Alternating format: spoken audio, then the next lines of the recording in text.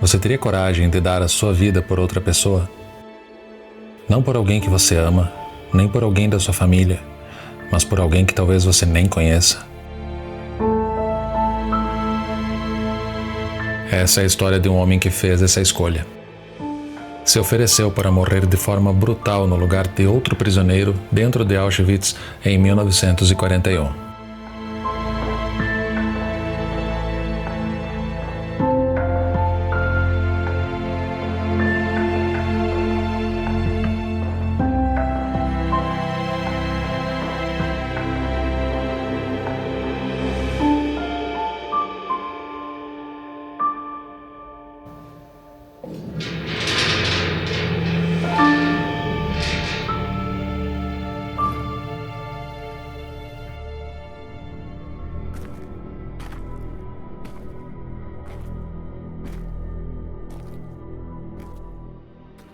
Maximiliano Maria Kolbe.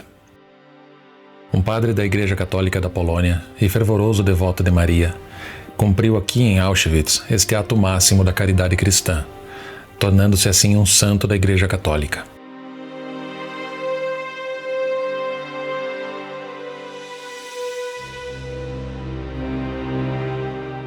Em 1941, a indústria da morte, como ficou conhecido o campo de extermínio de Auschwitz, ainda não estava em pleno funcionamento.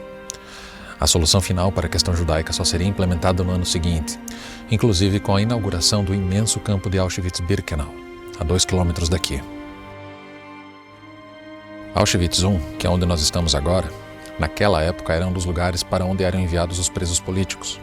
Porém, a precariedade das instalações, o tratamento desumano, os trabalhos forçados, as punições severas já faziam desse lugar o inferno na Terra. Foi para cá que Kolbe foi enviado em maio de 1941.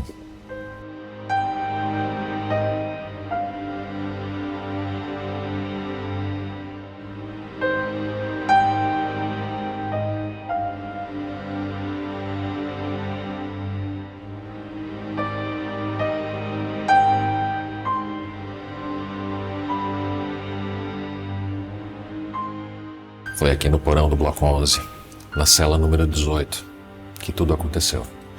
Foi aqui que Kolbe e seus companheiros viveram seus últimos momentos. Entre as punições para quem cometia qualquer ato de desobediência, havia de tudo, desde fuzilamento a torturas. Mas havia uma punição que era especialmente cruel: a morte pela fome. O prisioneiro era trancado numa cela e ficava lá sem comida ou água, até morrer. Isso poderia levar muitos dias, até semanas. Era algo terrível. Inclusive, era esta a punição para as fugas. Não para quem fugiu, mas para quem ficou para trás, como uma forma de desencorajar novas fugas.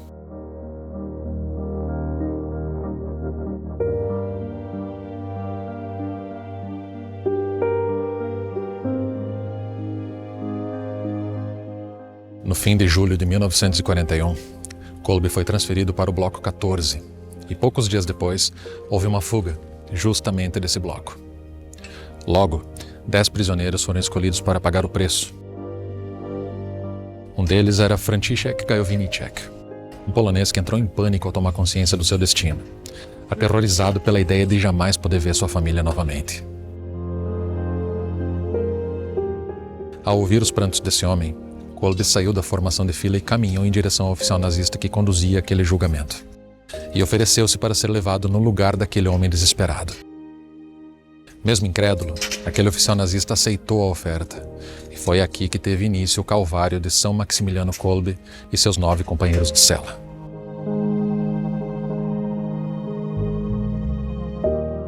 Mas afinal, quem foi Kolbe?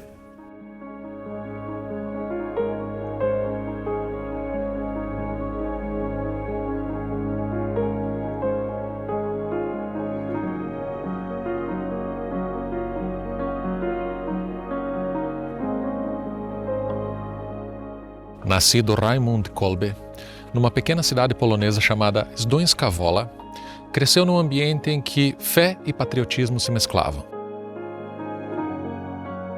Em 1894, ano em que Kolbe nasceu, A Polônia estava dividida entre Prússia, Áustria e Rússia, mas unida nos corações dos poloneses pela fé católica.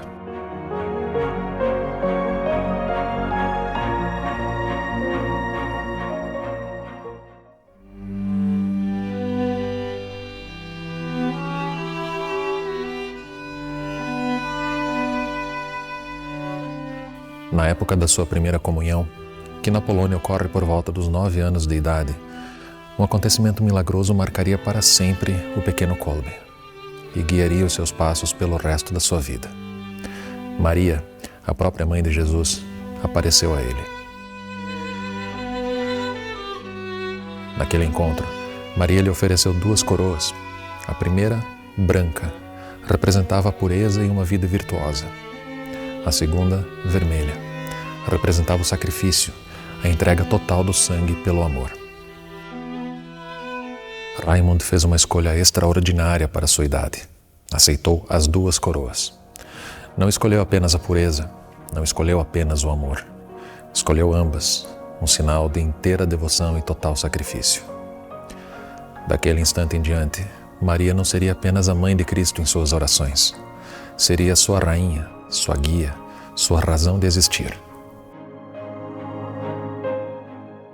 Aos 13 anos, ingressou na Ordem dos Frades Menores Conventuais.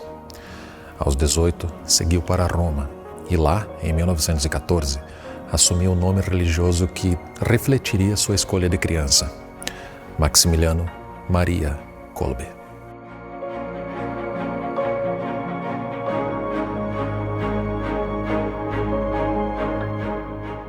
Todo pensamento possui o seu sol. Para Kolbe, era Maria. Ela iluminava cada aspecto da sua vida, seu coração, sua inteligência e até mesmo a sua morte.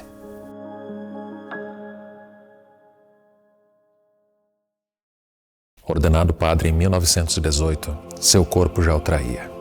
Tuberculose, pneumonia recorrente. Os médicos sussurravam que não duraria. Mas sua alma, aquela que havia escolhido as 2 coroas na infância, tinha outros planos. Sua primeira fundação, os Cavaleiros da Imaculada, foi criada em 1917, antes mesmo que fosse ordenado padre. O objetivo era simples: a conversão dos pecadores de todo o mundo, consagrando-se à Virgem Maria e usando quaisquer meios que fossem necessários. Pouco antes do Natal de 1921, Kolbe foi autorizado a regressar a Cracóvia após retornar de Roma e passar um período em Zakopane para recuperar sua saúde. Lá ele queria iniciar a circulação de uma revista, O Cavaleiro da Imaculada, que teria como objetivo trazer os leitores para perto da imagem de Deus. De acordo com Kolbe, a salvação só pode ser alcançada através da fé, e o cavaleiro diria isso aos leitores numa linguagem acessível, parecida com as das preces e distante das formalidades.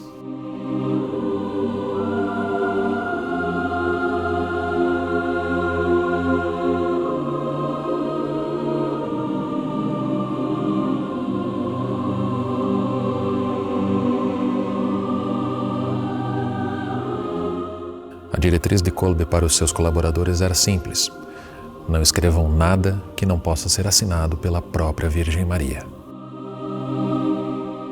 Dentro da revista pulsava de tudo: teologia, notícias, reflexão, fé em ação. Kolbe havia se tornado agora jornalista, um mensageiro de Deus através das palavras impressas, sempre sob a proteção de Maria.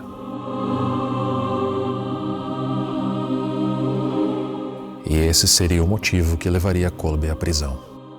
A sua capacidade de influenciar o pensamento das pessoas através do seu periódico, muito embora ele jamais tivesse feito isso de forma explícita, mas o simples receio da Gestapo já era suficiente.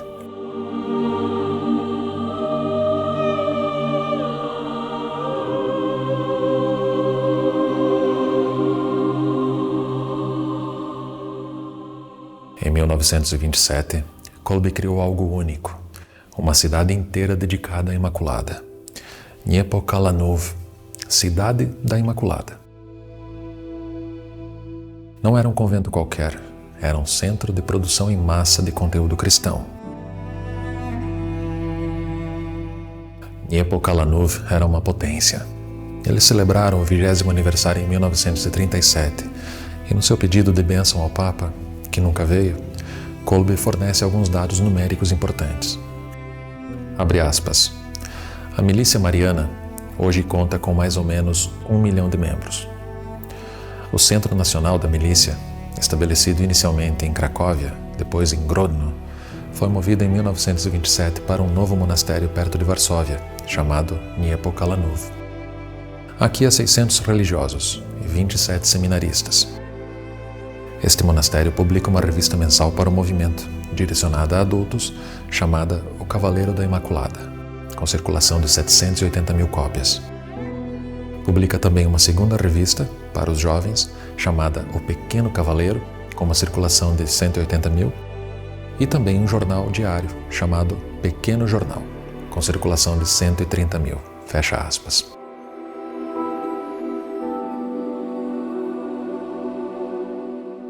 A cidade de Maria crescia diariamente, mas Kolbe não ignorava que o mundo precisava que alguém o evangelizasse. E o Oriente o chamava. E lá ele pretendia publicar também O Cavaleiro da Imaculada. E foi isso que ele fez em 1930. Estabeleceu um monastério franciscano em Nagasaki, lá no Japão. Lá não havia uma tradução para a palavra Imaculada. Então o periódico ganhou o nome de O Cavaleiro de Maria Sem Pecados. Em Nagasaki, havia 78 padres e irmãos que trabalhavam na prensa do monastério. E com uma circulação de 65 mil cópias, a revista Maria Sem Pecado seria o maior periódico católico em circulação em um país não católico. Porém, além das dores de cabeça e febres habituais, no Japão, Kolbe começou a sofrer com abscessos por todo o seu corpo. E foram essas condições de saúde que tornaram sua estadia no Japão muito difícil, forçando-o a voltar à Polônia em 1936. Talvez o Japão lembraria daquele pequeno franciscano barbudo que amava as pessoas com olhos de amêndoa, e cujo monastério por ele fundado em Nagasaki foi o primeiro a abrir as portas para os órfãos da bomba atômica.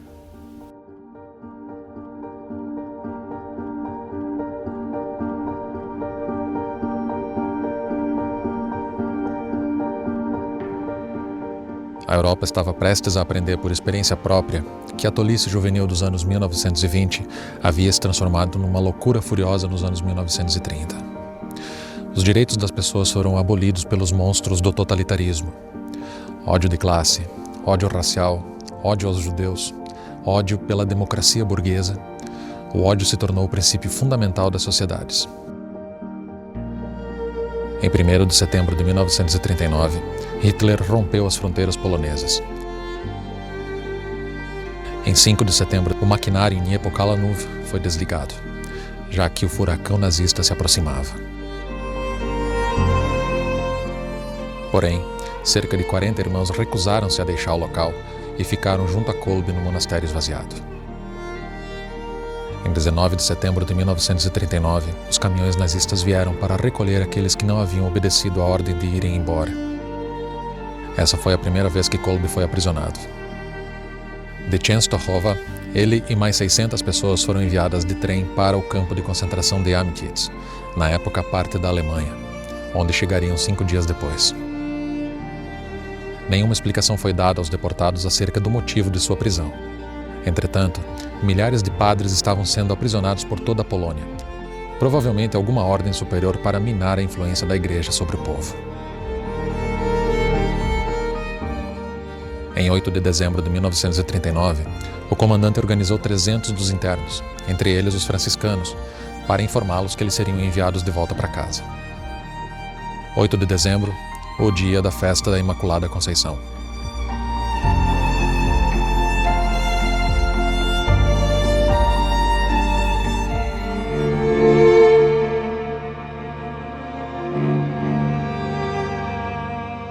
Kolbe então pediu permissão para voltar a publicar O Cavaleiro da Imaculada, explicando em seu pedido que o objetivo do periódico era única e tão somente a difusão do amor e devoção à Imaculada para as almas necessitadas, e que política não tinha espaço algum entre os objetivos da organização fundada por Kolbe. Ainda sem a autorização para fazer as publicações, Kolbe retornou às outras atividades do monastério. Transformou a sua editora em um centro de assistência para a população local, acolhendo refugiados, fazendo reparos mecânicos e produzindo comida. Durante o ano de 1940, o sistema de acolhimento de Kolbe funcionou a todo vapor. Desde dezembro de 1939, ele recebeu 3.500 refugiados da região de Poznan, entre eles 1.500 refugiados judeus. Os meses passaram e finalmente a autorização para publicar um exemplar do Cavaleiro da Imaculada chegou. Impressa nos equipamentos que haviam restado dos espólios do monastério, foi distribuída na festa de Maria no dia 8 de dezembro, com 3 textos escritos por Kolbe, sendo o terceiro o que lhe levaria de volta à prisão. Esse texto era chamado A Verdade, e era meio que uma mensagem codificada, mas de fácil compreensão. Mas aquelas palavras, que poderiam ser consideradas por alguém inofensivas, iam totalmente contra os princípios do sistema nazista. O administrador do distrito logo se arrependeu de ter autorizado Kolbe a seguir com a publicação, e aquele seria o último texto escrito por Kolbe. No verão de 1940, foi oferecida a Kolbe a cidadania alemã, mas ele recusou. Essa recusa, os relatórios mentirosos dos espiões e dos jornalistas que iam até Niepokalanów, não poderia ficar sem causar efeitos. Em 17 de fevereiro de 1941, a polícia foi até o monastério para prender Kolbe.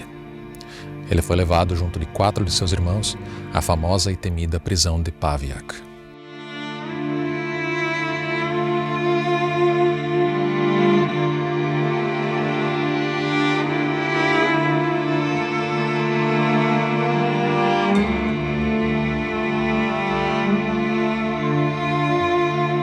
No começo do mês de abril, os 4 companheiros de Kolbe foram transferidos para Auschwitz, e Kolbe provavelmente ficou sabendo disso. Em 28 de maio, seria a sua vez de ir para o mesmo destino que os seus irmãos. Não era um prisioneiro de guerra, não era um prisioneiro comum, era um prisioneiro político, um formador de opinião, um símbolo vivo da identidade polonesa. Kolbe teve sua cabeça raspada e foi vestido com aqueles uniformes listrados que vemos nas fotos dos prisioneiros de Auschwitz. Sua identidade foi apagada e passou a ser chamado pelo número 16.670, mas todo mundo sabia que ele era um padre.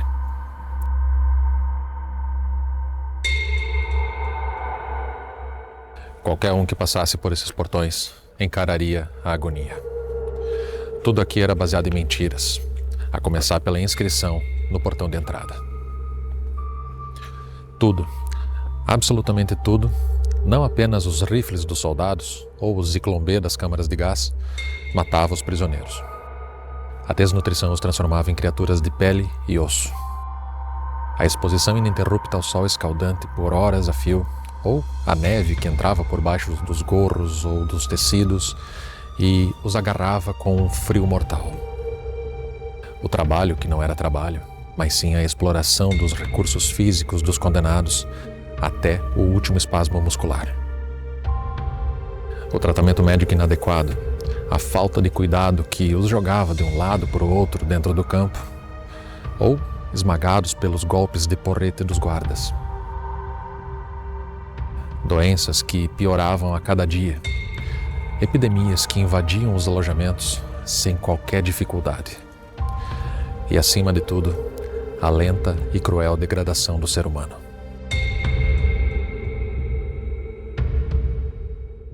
Após vários meses na prisão, Kolbe não era muito mais que uma caveira sobre uma coluna vertebral. Seus olhos eram opacos, cavidades vazias, mas onde ainda ardia a última brasa de fé.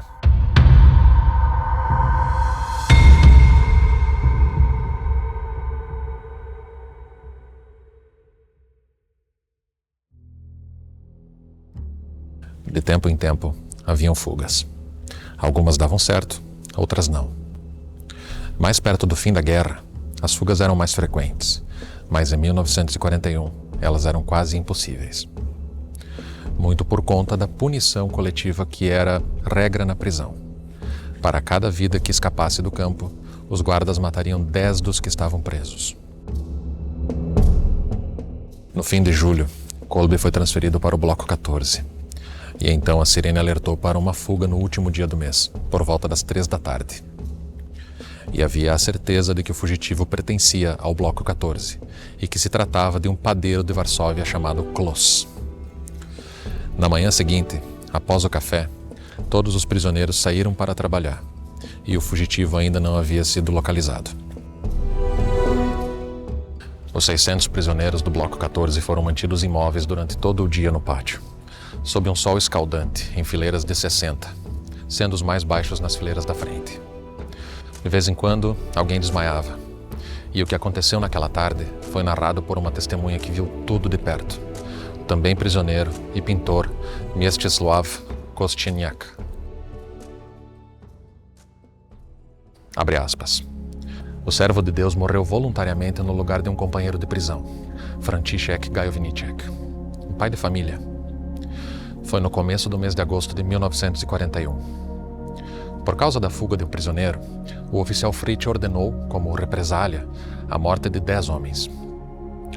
Nosso bloco estava cercado por guardas com rifles automáticos e cães. Foi o próprio oficial Fritz que escolheu quem seriam as vítimas. Eu estava na terceira fileira e pude ver muito bem o que aconteceu. Em um momento, Fritz apontou para o prisioneiro Gajowniczek, que, aterrorizado pela morte, implorou para ser poupado. E então surgiu do nada um prisioneiro que eu reconheci imediatamente como o padre Kolbe.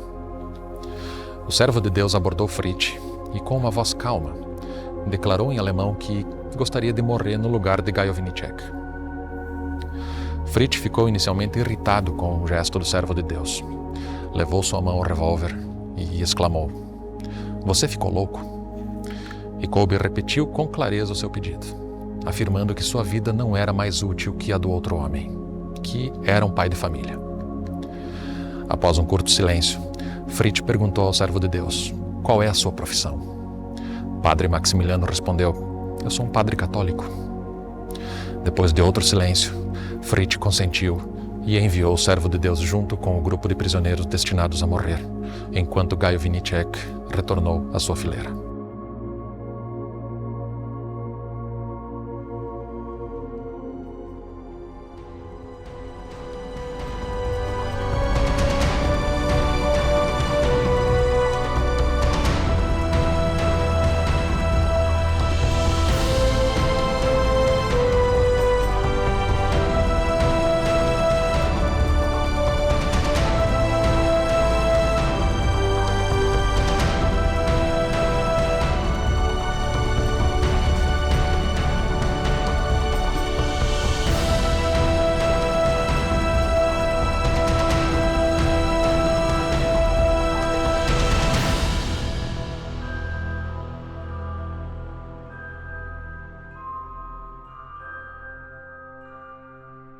O que você vai ouvir a partir de agora é uma dramatização dos últimos dias de São Maximiliano Kolbe.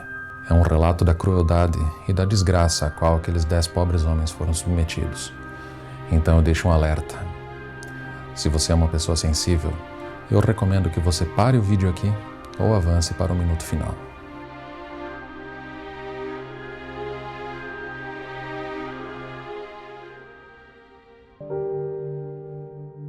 Pela janela de uma edificação ao lado, um prisioneiro assistiu a toda a cena. Ele viu o SS empurrar o pequeno grupo de condenados para o Bloco 11. Padre Maximiliano Kolbe caminhava por último, amparando um colega. Eles estavam todos descalços, pois receberam a ordem para deixar os seus calçados no pátio. O Bloco 11, cujos fundos eram cercados por um grande paredão, era onde os interrogatórios e execuções aconteciam. Subia-se por um parapeito com vários degraus de altura, depois descia-se novamente para um porão de vários metros quadrados que dava para um corredor fechado por uma grade. Os condenados tiveram que se despir em frente ao bloco e entraram no local onde viriam a morrer completamente nus. Era uma cela de 3 metros quadrados. Quase na altura dessa cela, havia uma janelinha que espalhava uma vaga luz difusa pelo espaço escuro. O carcereiro, quando fechou a porta, falou alegremente uma frase de um poema de seu país. Abre aspas. Vocês vão secar como tulipas. Fecha aspas. Era o fim da esperança. e eles ainda não compreendiam plenamente a morte terrível que os aguardava. Porém, logo os gritos das celas vizinhas foram tornando-os conscientes do seu destino. Então, na escuridão, ouviu-se uma voz. Meus filhos, tenham coragem. A Imaculada vai nos ajudar. Confiem nela, nossa Mãe bondosa, e mesmo que aqui alguém não seja católico, una-se a nós na oração. Assim, Kolbe assumiu a liderança daquele grupo, reacendendo uma esperança que já havia desaparecido. Nas primeiras horas, a fome e a sede ainda não mostravam toda a sua crueldade. O terror vinha da certeza da morte próxima. Kolbe dedicava-se a levantar o ânimo daqueles infelizes, enquanto um guarda trazia uma lata que serviria como vaso sanitário e que também viria a ser o símbolo extremo da perda da dignidade. Com o passar dos dias, os corpos começaram a sucumbir ao jejum forçado. O estômago sofre convulsões e cãibras, e só restava a própria saliva para umedecer a boca. Kolbe os consolava e rezava, acalmava os corações e pedia para que eles se entregassem à Imaculada para terem força e coragem. Na cela ao lado, as vozes iam se apagando. Alguns corpos já tinham sido levados aos crematórios, outros, ainda vivos, não conseguiam mais sequer gemer de dor. Em pé ou de joelhos, Kolbe rezava e confortava um a um. Após 4 dias, já não havia mais saliva. A sensação era de fogo nas vísceras, e gemidos ecoavam por todos os lados. Vamos rezar, irmãos. Peçamos a Deus força para os nossos sofrimentos. Mesmo entre dores extremas, os homens rezavam e cantavam louvores, guiados pela esperança da vida eterna que o padre lhes inspirava. Um prisioneiro chamado Borgovietz, encarregado de limpar o balde de dejetos, relatou que a partir do 4º dia esse trabalho deixou de ser necessário. Ao verificar a lata, notou que ela já estava sempre esvaziada, assim como toda a dignidade daqueles homens. Um a um começaram a morrer. Os rins, fígado e outros órgãos entravam em colapso, e a morte tornava-se libertação. Kolbe, que durante grande parte da sua vida teve apenas meio pulmão funcionando, como que por um milagre, ainda resistia, e continuava a rezar e consolar os últimos vivos. No 14º dia veio a ordem para eliminar os sobreviventes. Um carrasco entrou com uma seringa de ácido fênico e encontrou 3 homens quase mortos, e encostado à parede estava Kolbe, consumido até o fim de sua paixão. O carrasco se aproximou e a seringa cumpriu o seu papel.